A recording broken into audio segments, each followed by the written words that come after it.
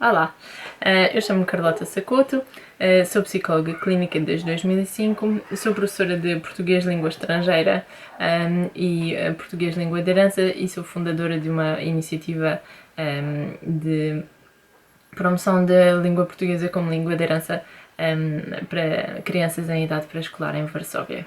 Então, muito sucintamente, vou tentar explicar-vos, do ponto de vista psicológico, qual é a importância da língua na construção do eu. Então, sabendo que, relembrando que o ser humano se distingue dos outros animais porque tem a capacidade de usar a língua para se expressar, para exprimir os seus sentimentos, para exprimir a forma como pensa, o conhecimento que tem da realidade. Então, através disto, é assim que ele se vai identificando com a comunidade, com os outros, com a cultura do país em que está inserido. Então, sabendo isto, é através da língua materna, muitas vezes de uma língua estrangeira, mas neste caso também da língua de herança, que o indivíduo constrói a sua identidade. Então, pensa nisto. Como é que vocês acham que o multilinguismo tem impacto nesta construção de identidade? Então, pensando que existe um triângulo em que os vértices são a língua, a cultura e a identidade, que estão intrinsecamente ligados, quando pensamos no indivíduo multilingue, temos que pensar que a sua identidade abarca pelo menos mais do que uma língua, mais do que uma cultura e muitas vezes mais do que uma comunidade. E no início, esta identidade é o resultado daquilo que os pais recriam para os filhos. E, portanto, é através da língua em que os pais comunicam com as crianças, que neste caso deveria ser a língua de herança, ou então através das vivências que estes têm com a língua, que podemos pensar também que seja a língua portuguesa, não é? Neste caso, que estamos a tentar promover, e também com o país de origem, qualquer país lusófono. Então, estes indivíduos, pensando de uma forma um pouco abstrata, vivem entre pelo menos dois mundos, não é? Em que o mundo de casa representa um país, em que o mundo da escola, da universidade, representa outro país, ou então ainda noutro exemplo em que o mundo da escola, de casa, pode representar dois países quando os pais têm nacionalidades diferentes, e ainda quando, neste caso, por exemplo, a comunidade representa outro país. Então, pensando nesta complexidade de uma identidade multilingue, a questão que se coloca aqui, o desafio para estas pessoas, é como é que eles têm a capacidade de viver em dois mundos em simultâneo e em cada um deles isoladamente, não é? Visto que parece ser uma tarefa difícil procurar encontrar o equilíbrio para se definir a si e para se sentir bem consigo próprio e na sua pele, porque torna-se crucial estes pontos para a definição da sua identidade, não é? Então, como é que será possível, então, a negociação destes valores e crenças que, se não forem organizados ou reorganizados constantemente, porque estão sempre a ser em constante mudança, de forma equilibrada, para que não haja uma destabilização das concepções de si, não é? Da autoimagem, do autoconceito, em contextos marcados pela diversidade linguística e cultural. Pois a pergunta que se coloca é então como é que nós podemos ajudar a equilibrar estes mundos, porque importa também salientar que as pessoas têm que se sentir bem na sua pele, e muitas vezes a pele que lhes é atribuída por outras pessoas e não necessariamente, estes indivíduos não se identificam necessariamente com elas. E os pais aqui têm um papel fundamental para tentar perceber em que situações de risco é que a criança se pode encontrar, porque se, por exemplo, as culturas em que a criança se move não são valorizadas da mesma forma, uma pode ser perdida em detrimento da outra, e se este indivíduo não for completamente aceito pela cultura dominante, pode desenvolver vários problemas emocionais e psicológicos. Portanto, a pergunta é como equilibrar. Ora, já vimos que a língua tem um papel fundamental na identidade, não é? Então é através da língua que existe o sucesso para a negociação entre as várias crenças e valores culturais. Então é preciso um equilíbrio e uma manutenção de um ambiente favorável à aprendizagem destas línguas. E, portanto, é através da aprendizagem da língua de herança que vai compensar as necessidades comunicativas que estes indivíduos têm, que vai permitir a consolidação e a adaptação à cultura e fazer com que eles desenvolvam um sentimento de afetividade e pertença, que é realmente uma coisa fundamental para a construção da sua identidade saudável e uma identidade multilingue e pluricultural. Obrigada, então era mais ou menos isto que eu queria dizer, e se tiverem alguma dúvida vamos deixar um e-mail e entrem em contacto connosco. Obrigada. Olá, meu nome é Rita, eu tenho 53 anos, 31, quase 32 de formada em Pedagogia, com habilitações em Orientação Educacional e Magistério. E sou professora de português como língua de herança desde 2012, onde a minha experiência iniciou no BREAC, que é uma escolinha, uma iniciativa de promoção da língua portuguesa como língua de herança em Londres, em Richmond.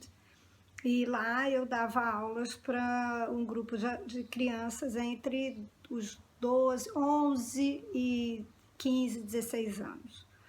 Então, a minha experiência com o que eu vou falar vem dali, da minha observação e dos meus estudos em cima daquela turma. Por que a gente pensa em ensinar o português, né? Vocês, como pais, pensam em ensinar o português? A primeira coisa que vem assim na cabeça é porque quer que o filho aprenda a língua para falar com a família no Brasil ou em qualquer outro país lusófono, para ter uma língua a mais, não é? E porque é a nossa língua. Isso é o que move todos os pais. Aí, em um determinado momento, a gente chega, começa a esbarrar com as dificuldades. Por quê? Porque a criança vai para a escola e aí surge o primeiro mito. Algumas pessoas, né, algumas professoras, alguns pediatras e tal, dizem que, olha, pare com a sua língua porque isso vai atrapalhar a criança. Antes mesmo de ir para a escola, acontece muito isso, da coisa de você ouvir, conhece. Eu conheço pessoas que dizem que não querem ensinar português porque vai atrapalhar. Isso é um mito, tá, gente? Não atrapalha nada. As pesquisas provam justamente o contrário. E a Isabela, na apresentação dela sobre a parte de fonoaudiologia da aquisição da linguagem, ela vai explicar melhor para vocês essa questão do mito, tá bom? Além disso, né, aprender uma outra língua é uma espécie de exercício cerebral que vocês estão oportunizando ao filho de vocês. Então, vale a pena, porque de fato, é benéfico para o seu filho, né? Mas aí tem aquela questão de vocês chegarem e não saberem exatamente o que fazer, como fazer, né? Quando fazer. Então, assim, nesses 5 anos, o que eu tenho visto e ouvido das pessoas que trabalham com a língua de herança é que o mais importante mesmo é falar português o tempo todo com seu filho. Você usar o seu tempo na sua casa, all the time, sabe? Todo o tempo mesmo, em português. Não importa se o seu parceiro ou sua parceira não fala a sua língua e não entende o que você fala, ele vai aprender alguns comandos, porque é natural, né? Cada vez que eu ouvir você dizer, vamos dormir, e isso é legal, assim, porque eles começam a repetir, é uma aprendizagem que eles fazem de pouco, eles não são capazes de se comunicar em português, mas vão entender as suas razões, né? Depois a língua local, os seus filhos vão obter de qualquer forma no dia a dia deles, vivendo nesse país. Então, não é preciso vocês terem preocupação com essas coisas. Contem histórias, assistam vídeos, cantem com seus filhos, façam brincadeiras, passem o dia em português, né? Porque isso, essa herança, né, mais do que só falar, é uma herança cultural que você passa, né? O seu jeitinho, aquela linguagem de dentro de casa. E aí, a minha pergunta como professora é: e basta saber falar português exclusivamente? Mais ou menos, né? Basta para falar com a avó, basta para falar com a mãe, mas qual é a qualidade desse português que o nosso filho está falando? É a melhor, é a qualidade da nossa casa, né? Mas também é restrito, porque é o vocabulário do dia a dia, ele não vai exceder esse vocabulário. Então, mais do que essa criança aprender a falar, é importante também que essa criança tenha uma ampliação de vocabulário, né? que tenha contato com outras formas da língua portuguesa, que é a forma escrita, e aí que ele possa desenvolver essas habilidades de leitura e escrita. Além disso, também é super importante que eles possam vivenciar a cultura deles, a cultura dos pais dele, né? Interagir com essa cultura e interagir com outras crianças. E nesse momento entra em cena o que eu considero é mesmo a maior ajuda que os pais encontram, que são as iniciativas de português como língua de heranças espalhadas por aí. Em cada lugar tem uma escolinha. Você pode encontrar uma escolinha aonde você mora, perto de onde você mora. Você pode, inclusive, se não tiver outra alternativa, se tudo for muito difícil, você pode encontrar outros pais e ir tomar café, ir ao parque, né, para tentar desenvolver as brincadeiras e essa interação.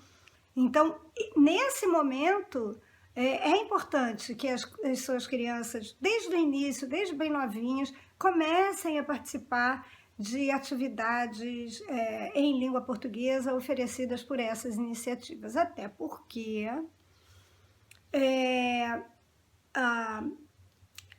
esse estímulo que é dado nas escolinhas, né, é um estímulo maior. Não que nós, como pais, não saibamos fazer isso, mas é porque lá a criança vê, afinal de contas, a minha mãe, o meu pai não é um ET, né? Aquela língua esquisita não é falada só por eles, nem só pela vovó, quando eu falo com ela no Skype, no telefone. Então, é super mesmo, muito importante essa convivência deles. Eu, como professora, recebi inúmeras vezes alunos na minha turma que falam muito bem, mas que têm deficiências muito grandes no vocabulário, né? Não tem um repertório muito ampliado e com algumas dificuldades na leitura,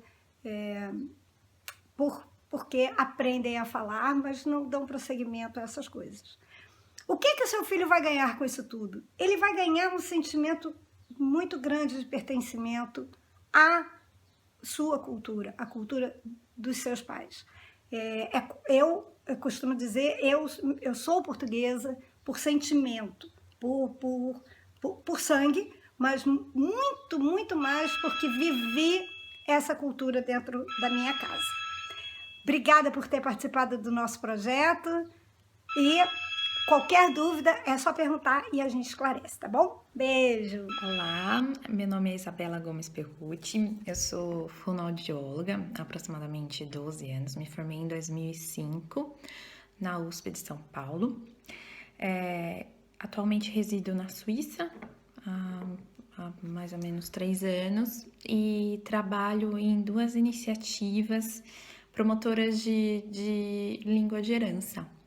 Uma instituição é brasileira, se chama ABEC, Promoção do Português do Brasil como Língua de Herança, e o outro trabalho em uma instituição suíça. Eu trabalho num projeto que se chama Conte-me uma História, eu conto histórias na Biblioteca de Baden, como uma forma de promoção da língua de herança, da língua portuguesa, a pessoas não somente do Brasil, mas de outros países lusófonos. E para que as crianças possam brincar em português, ter contato, um contato lúdico com os pais, fazer atividades em português. Então eu trabalho nessas 2 iniciativas. Eu gostaria de iniciar o meu vídeo falando algumas coisas que a Academia Americana de Fonoaudiologia aponta. Há algumas coisas que são normais, né? São comuns no desenvolvimento de linguagem da criança bilíngue ou plurilíngue, né? Uma delas é a interferência entre língua local e língua de herança, né? Um exemplo que ocorre entre o alemão e o português, por exemplo. O gato, na nossa língua, ele é masculino, mas no alemão é feminino, die Katze. Então, às vezes pode acontecer da criança falar, por exemplo, mamãe, eu vi na rua a gato, né? Então, por um certo momento, isso pode ocorrer, ou então interferências de como se constrói uma frase. Isso faz parte momentaneamente do desenvolvimento bilíngue da criança, tá? Outra coisa que pode ocorrer é um período silente, um período que a criança se silencia a partir do momento que ela tem a língua de herança e passa a ter o contato com a língua local, né? Esse período silente, esse período que a criança não fala, ele tende a ser maior quanto mais nova é a criança, né? Estudos mostram que no caso de uma criança mais novinha pode ocorrer até por 1 ano, enquanto em crianças mais velhas pode ocorrer por apenas meses ou semanas, porque a criança está começando a fazer uma reflexão sobre as 2 línguas e de como separá-las, de como se fala em uma, como se fala em outra. Isso faz parte do desenvolvimento bilíngue também. Pode ocorrer também a troca de código, né? Então, por exemplo, água em alemão é Wasser. Então, a criança pode falar, mamãe, me dá Wasser, né? Ao invés de falar, mamãe, me dá água. Isso também faz parte do desenvolvimento bilíngue. O que se sugere é que uma criança pode viver com os pais que falam uma mesma língua, né? Por exemplo, que a minha situação, a situação da minha casa, meu marido e eu somos brasileiros, então falamos em português com o meu filho. Mas pode acontecer que, por exemplo, uma mãe seja francesa e ela fala francês e ela é casada com um alemão, né? Ele fala alemão. Então, o que se preconiza é que cada um mantenha um papel dentro de casa, estimulando seus filhos em sua própria língua, né? A sua língua que se sente confortável também, né? Para falar. Então, a mãe fala em francês e o pai fala em alemão, porque eles são competentes nessa língua, falam os sons corretamente, têm uma estrutura frasal de frase correta. E a língua também é dotada de cultura, né? Nós falando do português, temos expressões que pode não ocorrer no francês ou no alemão. Então, a língua também é dotada de suas próprias características, né? A Academia Americana de Fonoaudiologia também traz algumas vantagens que eu concordo. A criança que aprende 2 ou mais línguas tem uma maior habilidade de aquisição de novas línguas posteriormente, né? Isso observamos, por exemplo, aqui na Suíça. Nós somos falantes de uma língua latina e as crianças na Suíça acabam aprendendo outras 2 línguas latinas além do alemão. Elas aprendem o francês e o italiano. Então, aprender o francês e o italiano acaba sendo um pouco mais fácil por serem línguas latinas. Algumas palavras são próximas, os gêneros também praticamente são os mesmos, né? O que é feminino, o que é masculino no outro. Então, isso contribui, né? Outro apontamento que a Academia Americana de Fonoaudiologia faz é maiores chances de que essa criança futuramente tenha boas oportunidades de trabalho. Eles colocam que a maioria dos americanos aprende a falar somente inglês, né? E que seria interessante ter o conhecimento de outras línguas para maiores chances de trabalho no futuro. Eu escolhi algumas questões que são muito frequentes e que são colocadas para mim. Eu vou colocar em forma de perguntas e eu vou respondendo cada uma delas. A primeira pergunta: meu filho não fala como o primo do Brasil. Como eu disse anteriormente, a criança bilíngue, ela tem um desenvolvimento de linguagem que é próprio, né? Ela pode passar por momentos silentes, ela pode passar por momentos que ela utiliza as 2 línguas numa mesma frase, ou utiliza as características da língua local na sua língua de herança. Então, esse tipo de comparação não deveria ser realizado.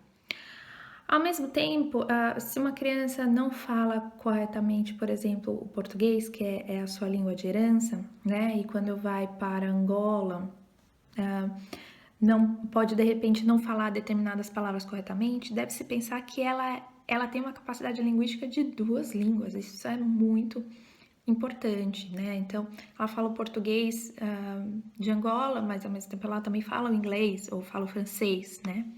Isso é uma imensa vantagem, não é uma desvantagem. A escola do meu filho pediu para parar de falar o português. Atualmente, esse tipo de recomendação, ainda que atual, ela é muito ultrapassada, não há justificativas para isso. Sabe-se que falar uma outra língua é um elemento facilitador para o aprendizado de outras línguas, né? A língua de herança é uma herança da criança, né? E não há justificativa para que essa escola solicite que não se fale mais o português em casa. Meu filho está gaguejando. Sabe-se que a gagueira tem um fundo de múltiplos fatores, né? Não é a língua de herança. Possivelmente, essa criança, se fosse monolíngue e vivesse no país de origem dos pais, também gaguejaria, né? Também teria essa possibilidade de gaguejar. Então, a causa não é o bilinguismo, e sim um déficit na programação motora da fala, de uma programação dos músculos responsáveis pela fala. Quarta pergunta: meu filho faz trocas na escrita. Como eu disse anteriormente, como eu disse no início, é normal que ocorram algumas interferências entre língua de herança e língua local, né? Mas depois isso é superado. É importante que a criança tenha um contato com materiais ou com um contato linguístico através da fala com a língua de herança, para que ele tenha noção de como se estrutura essa língua e que se diferencia da língua local, né? E que depois ele consiga separar e consiga perceber que elas são diferentes. O que eu posso fazer para melhorar a quinta pergunta, o que eu posso fazer para melhorar o português em casa, com o meu filho? Primeiramente, você como adulto, ser um bom modelo linguístico, ser um bom falante do português, né? Permitir que a criança tenha contato com música, com livros, gibis, filmes, desenhos em português também, né? Valorizar a cultura do seu país, a cultura angolana, a cultura de Moçambique, a cultura de Timor-Leste, brasileira, portuguesa, porque se os pais mostram o valor e mostram que possui identidade com aquela língua, a criança também vai se apropriar disso. Eu sei que não é realidade para alguns pais, mas eu sugiro que procurem iniciativas de português como língua de herança em seus países. Existem em muitos países espalhados pelo nosso planeta Terra e que propiciam um contato formal, né, que a criança aprende a ler, a escrever nessa língua,